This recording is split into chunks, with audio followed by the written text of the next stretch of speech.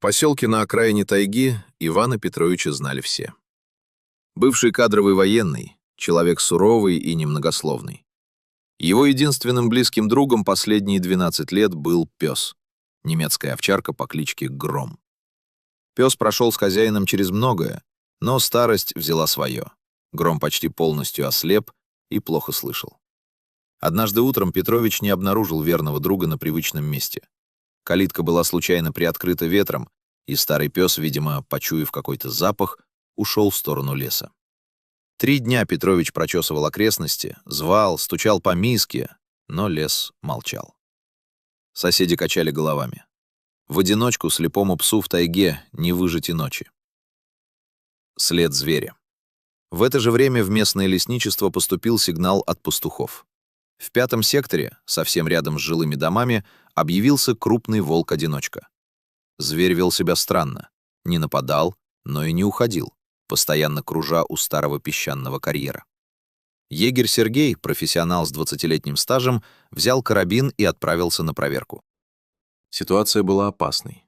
Волк-одиночка, потерявший страх перед человеком, — это всегда угроза. Сергей выследил зверя по свежим отпечаткам лап. След привел его к глубокому оврагу, заваленному буреломом и поваленными соснами.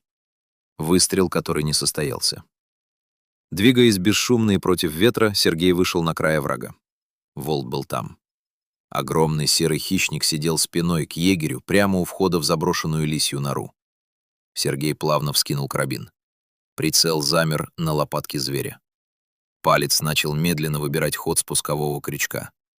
Оставалась секунда до выстрела. Внезапно волк издал странный звук. Не рычание, а глухое, почти утробное ворчание. Из темной норы, пошатываясь и натыкаясь на корни, показалась морда старой овчарки. Егерь оцепенел. Он не поверил своим глазам, глядя в оптику. Серый хищник не бросился на собаку.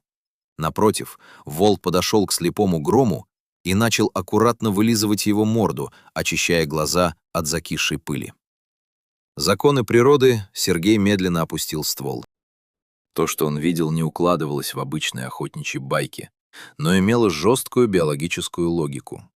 Волк, изгнанный из своей стаи, сохранил потребность в социальном контакте.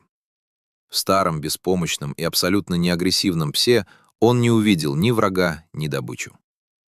Запах дальнего родственника сработал как биологический код.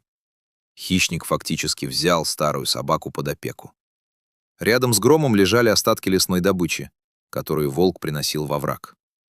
Холодными ночами зверь просто грел пса своим телом, не давая ему замерзнуть. Возвращение домой. Егерь не стал стрелять. Он тихо отступил и через час вернулся к карьеру на УАЗе вместе с Иваном Петровичем. Старик, увидев своего пса в компании волка, хотел броситься вниз, но Сергей его удержал. Петрович тихо, севшим голосом позвал: «Гром, ко мне! Свой!» Пес вскинул голову, узнав знакомый голос. Он медленно, спотыкаясь на каждом шагу, побрел вверх по склону.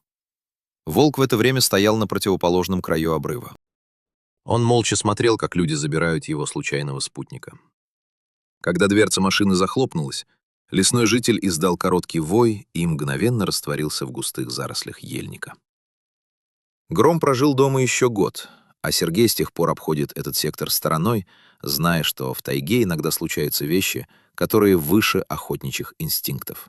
Это верность и милосердие, понятные даже дикому зверю. Дорогие друзья, если вам понравилось видео, поставьте лайк, а также подписывайтесь на канал, где наши авторские истории выходят каждый день.